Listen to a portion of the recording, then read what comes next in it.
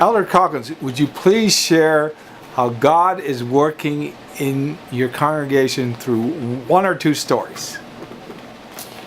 This past Christmas, I was out visiting with some members on Sabbath afternoon, and one of the places we ended up going was a member who had not been to church for a long time, and they were very grateful for the visit. And as we were visiting this lady, she said, "I have a question for you. How do you know when you hear like that voice in your head or you get this impression? How do you know if that's the Holy Spirit or if that's just your own reasoning talking to you or your own intuitions or fears or whatever? How do you know the difference?" And I said, "That's a really good question." And she went on to share an experience that she had had not long before. She was driving home on the 405 freeway, and normally she gets off at the Atlantic Street off-ramp. This day as she's driving along, it's like she hears a voice in her head that says, "Get off at Orange Street." So she said, "I don't get off at Orange Street, I get off at Atlantic." And she started to argue with the voice.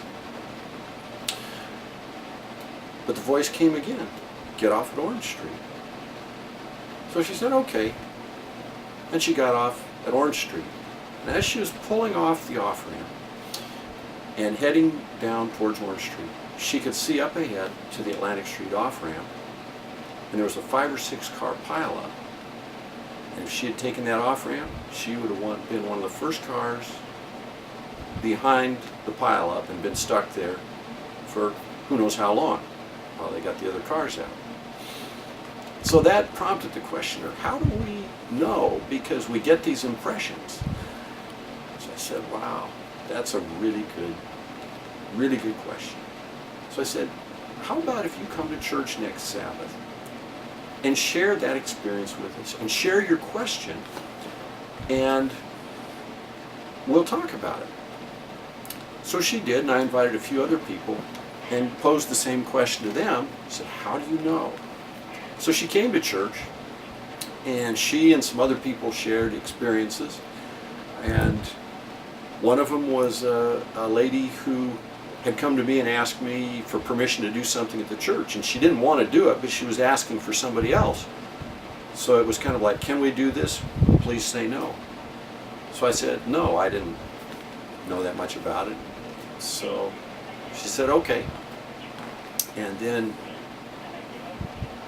she went and sat down, but I could see she wasn't too happy. She said, come here a minute. Can I talk to you? Sure. She said, you know, I've done this and now you've told me no, which is what I wanted to hear, but I don't feel good about this. I don't feel like it's the right thing.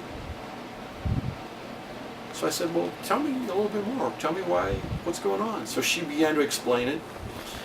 And as she did, I said, well, I don't really see it that way. I could see it actually as being a good thing. She says, you know, I think it could too. And so we turned around the decision, and she says, you know, I feel so much better now. And she felt like the Holy Spirit spoke to her. I could see that it did, just by the way she felt, kind of that feeling in her gut. And we shared other experiences. Somebody hears a voice speaking in their head in chapel. Other people open doors.